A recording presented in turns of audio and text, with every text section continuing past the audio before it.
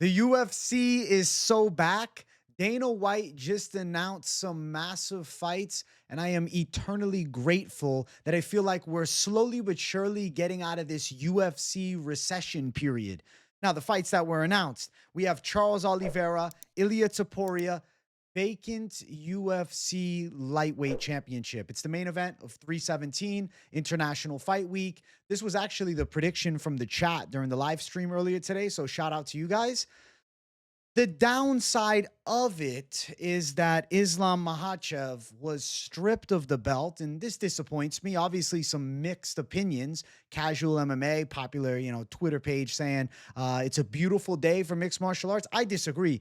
I feel like Islam getting stripped is a letdown. I agree with Muslim Ali here. He said, so Islam saves how many UFC cards and always did what the company required him to do. And now, he's getting removed of the chance to become a dual weight champ at the same time. He can have, a two-weight champ, but you're not going to have both belts around his shoulders like the, prime McGregor picks or the Daniel Cormier pictures back in the day that, have aura to them and last for probably generations. It is disappointing that he's not getting the chance. It irritates me a lot. I'll get more into what I think of the stripping of the title a little bit later on, but I want to talk just briefly about the matchups that were announced, and then we'll get in details about each and every one. And then this next matchup, awesome fight, Chicago too, Chi-Town, August 16th, Plessis versus Khamzat. Thank you, UFC. Thank you, Dana White. Thank you, MMA gods, that we got this fight finally. And let's just keep both fingers, all of our toes, and you guys should be doing it with me, that Khamzat doesn't have some type of injury in the lead up, because we've had some Khamzat pullouts over recent fights, and it just gets me a little nervous. But I think that he'll be good to go. I feel like the immune system is back and running again, and he's optimized his training style a bit more. There's been changes in the camp and whatnot. And I feel like he'll show up to the Plessis fight, and damn, both guys going to bring the thunder. This is actually a really badass fight. Making an early prediction fight on this fight is killing me. We'll get into it soon. And then quick touch, we have now this fight, obviously, Jack Della Maddalena versus Islam Makhachev. No date announced. We don't know where it would take place or when, but sometime later this year, Jack Della Maddalena will be making the first defense of his belt against the now current champion, Islam Makhachev. He's vacating the belt, but I'm assuming the official vacation of the belt, official stripping, because that's really what it is, will take place as soon as the Topuria and Oliveira fight start. It does kind of kill this picture, though. I mean, champion versus champion fight. Now it's former champion versus champion. And the same goes with Topuria moving up to the lightweight division. Really weird. So it's like, are we not allowed to have double champs anymore? You have to vacate the belt, even if you're a dominant champ with title defenses, whereas McGregor didn't ever defend the belt, moved up, no problem. Hey, give him the shot. Interesting. I'll elaborate further soon. And then quick touch, Cara France, Pantoja, official for that UFC 317. International Fight Week is shaping up, and we'll review the whole card a little bit later on in the video. But I want to first talk about the championship fight that is set in stone for UFC 317. Charles Oliveira, Ilia Topuria. It's a fight that I assumed was going to come to fruition after this past Saturday when Jack Della beat Bilal. But I was under the assumption that interim title would have made more sense. They decided, hey, we got to vacate the title. Islam's got to vacate. I was like, saying vacate, though, is not fair. I really think that Islam Makhachev was put with his back up against the wall. I was like, listen, we'll give you a chance to become a welterweight champion, but you need to let go of the lightweight belt. It disappoints me because then he can't have, the two belts on his shoulder. And it's just a nice stat to go down for the legacy as I am a double champ. He'll be the people's lightweight champ, but he'll have moved up to 170. And then if he fights Jack Della and wins, he's going to go back down and fight Topuria. This is where the water gets murky for me, is a Topuria versus Makhachev fight is seeming really far-fetched now. It's not an impossibility that it could happen at some point, but Islam moving up in weight, and I'm assuming that he's going to add some muscle to his frame. It might be unrealistic to assume he'll ever make 155 pounds again. Now, as for Ilia Topuria, I think you guys can kind of feel where I'm going. I think he's going to win. I do think he beats Charles Oliveira.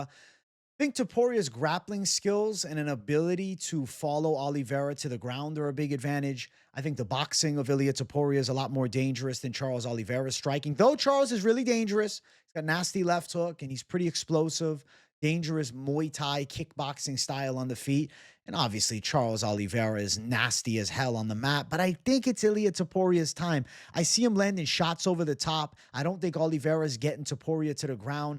I think that Topuria will probably dictate where this fight takes place. I'm sure Oliveira might have a couple moments, but I can see him hurt bad. I think he can potentially put out Oliveira in the second round. I'm kind of thinking early KO. I'm thinking Topuria first or second round knockout. I really think he's going to exploit Charles Oliveira's lack of defensive abilities and striking. Like, even look at some of his title defenses when he was the world champ. And to be fair, when he was in his prime. Is he really in his prime now? Oliveira's getting cracked by Dustin Poirier, cracked by Justin Gaethje, hurt even by Michael Chandler. I think Ilia Topuria knocks Charles Oliveira unconscious in violent fashion. And I feel like Topuria probably on the verge of becoming the UFC's biggest star. The dream fight for all of us was the Makhachev-Topuria fight. But I will say, I understand Islam Makhachev's side for not being super excited or intrigued by the fight at this moment. Reason being is he's a long-standing lightweight champ who already beat the former featherweight champ in Alexander Volkanovski, and he did it 2 times. Now, yes, Topuria knocking out Max Holloway and Volkanovski is super impressive, and it's one of those things where you could push him into a big fight against Makhachev, and everybody in the world wanted to see that fight. The problem is Islam Makhachev, he does have a say in going for that second belt up in weight. But the UFC laid the hammer down and punished him and said, okay, yeah, you're going to fight Jack Della, but we're taking your belt away. You're not the lightweight champion anymore. I understand that it's unlikely he would have dropped back down from 170 to 155, and this is the UFC's way of not stalling the weight classes.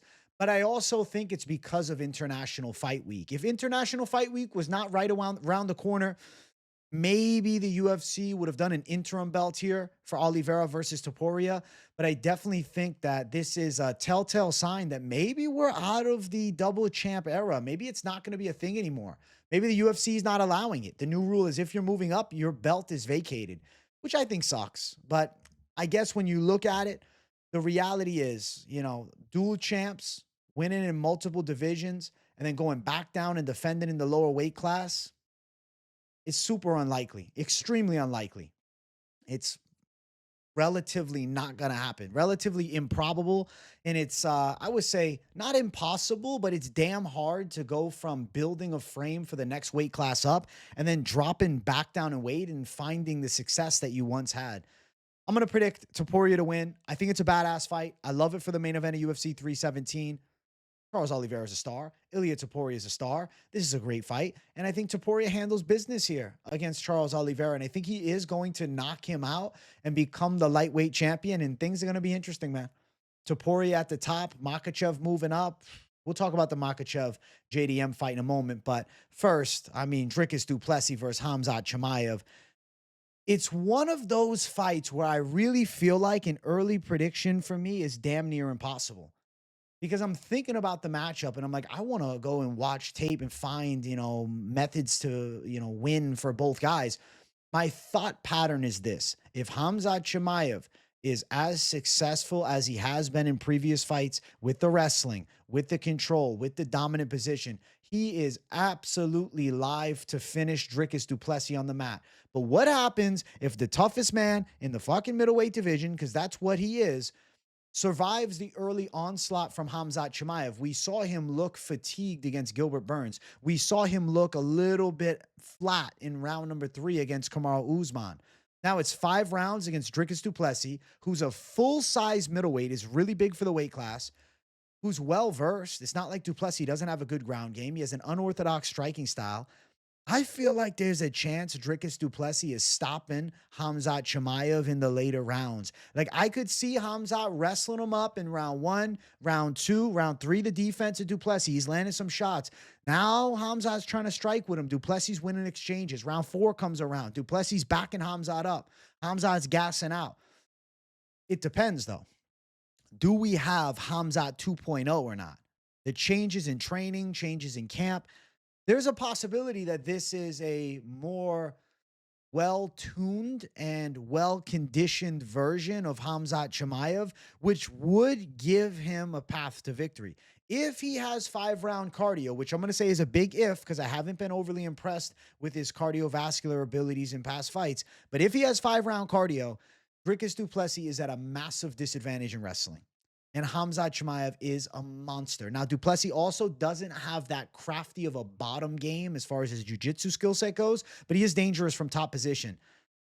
I mean, making an early prediction, I really feel like is doing myself a disservice, but I have to do one, and I'm just going to flip a Zin can. We're going heads of the Zin, du Plessis, tails of the Zin, we're going Khamzat. Let's see. Bang, bang. It's tails of the Zin. We're going Khamzat for now, but flip a damn coin. I don't know. Leading up to the fight, I'll give you guys a more in-depth prediction. I feel like du Plessis is so live, and that could definitely flip. Like the Topuria pick, I'll be shocked if it flips. That feels set in stone. This here, yo, du Plessis can outwork him. I could see du Plessis beating Khamzat. I could see a tired Khamzat Chimaev TKO'd by Dricus du Plessis. I think he could slay the dragon, so we'll look closer. I feel like du Plessis definitely going to be an underdog too. Shit, man. If he upsets Khamzat, but we'll stick with the Zin can pick. We'll stick with Khamzat, and Khamzat's been my guy forever. I've been singing the praises of Khamzat Chimaev since the UFC debut. Now I'm thinking about picking against him with that. I've also become a big du Plessis fan over the years, to be fair. I think he's an absolute Chad Savage. Badass fight. I expect it to be amazing. The UFC is so back. I'm telling you guys, we were hearing bullshit in our ears. Boxing is taking over. Shut up. Shut up. Shut up. Shut up. Shut up. We were just waiting for some moves to be made behind the scenes. I'm sure a TV deal is on its way to being secured.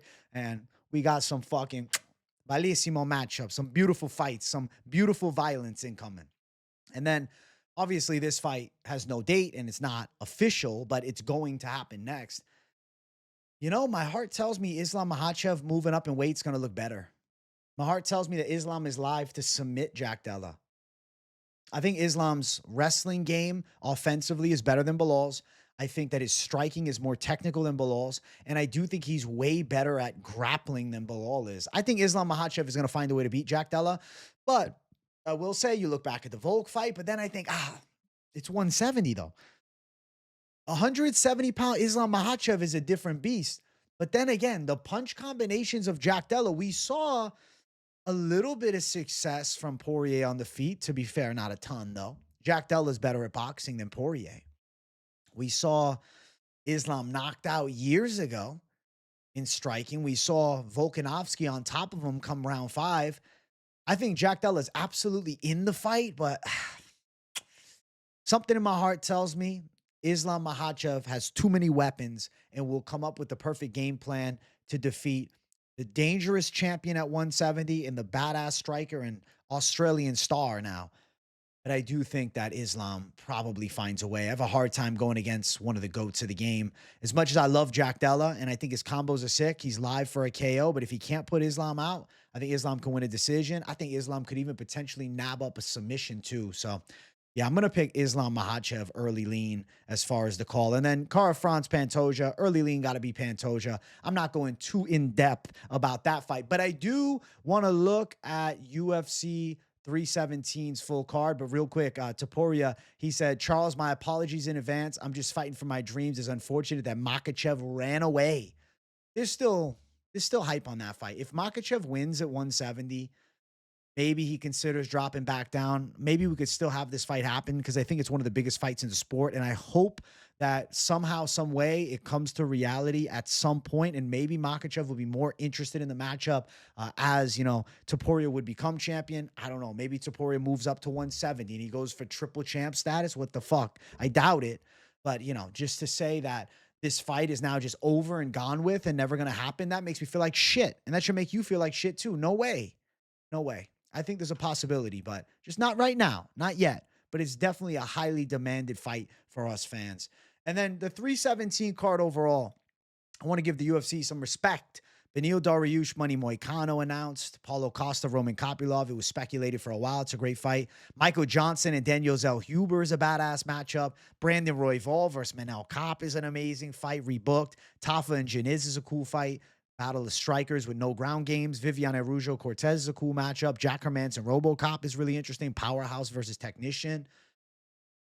They need one more, though. They need one more. They need two more. They got 9. They need at least 11 fights. I'm sure they're going with 13. I'm sure there's going to be like 4 more fights announced for this card. I think there's going to be something big announced for this card. I don't know. I got a feeling. It's not going to be Paddy Pimblett, though. It's not going to be Paddy. I don't know who it's going to be. I'm trying to think, availability of popular fighters that maybe aren't towards the championship level, but right amongst the elites. There's got to be some intriguing matchups that they add to this card, because I really feel like 317 is supposed to be the biggest card of the year so far. International Fight Week always slaps, and it's absolutely slapping again with a badass main event, 2 championship fights. But I think they need one more banger on this damn main card for the pay-per-view. I'm hoping that we're done with pay-per-views by this point. Maybe instead, we'll be shifted over to fights being on some streaming service. That'd be nice. But this card's looking like it's shaping up to be an 8.5, 9 out of 10 card, maybe even 10 out of 10. I just wonder. I wonder who else. I didn't come in prepared to say one more fight. There's got to be something. There's got to be one more big fight on this card. I need another one. If something came to me off the top of my dome, I'd tell you. But right now, I don't know. We shall see. But overall, UFC 317, absolutely bringing the heat. Thank God that Dana White had a marquee fight announcement, because I was starting to get scared. I'm like, are we falling off? Is the UFC on its way out? Like, Bilal versus Jack Della is a good fight, but like, it ain't a star-studded main event. UFC 316, it ain't a star-studded main event. Sean O'Malley, Marab 2, nobody asked for that fight. These are the fights that people want to see. The Topurias, the Oliveiras, the Khamzats, the DDPs. Now we just need John Jones, Tom Aspinall. And at least we know we have Islam fighting later this year against Jack Della. So we're still good, guys. Okay? A lot of panic was ensued by the MMA community, thinking that somehow the UFC's on the downslide. No, I will always say each and every year I expect it to get better and better. And I believe that these fight announcements give us some strong hope. And a TV deal is looming as well. Guys, I hope you enjoyed this news reaction video to everything going down. Make sure you guys smash the like button. If you're new to the channel, subscribe. W's in the comments if you got nothing to say, but definitely let me know. Are you pissed off about Charles Oliveira versus Ilia Topuria? Are you disappointed that there's a chance we may never see Makhachev and Topuria, which pains me? I hope that's not the case. I do think Makhachev's live to beat Jack Della, though, and I think Topuria's beating Oliveira, so maybe. I have a little faith that there's a possibility 2026 that fight gets made. And it would probably be the biggest fight in the sport. So I will keep my fingers crossed and, talk to the MMA gods. Keep this fight potentially in our prayers, man. It's going to be good. Khamzat's coming back, DDP, badass fight. Thankful. That's how I feel right now as a fight fan. I feel thankful. Thank you guys for tuning into the show. And I'll see you guys on the next one. Much love. Peace out.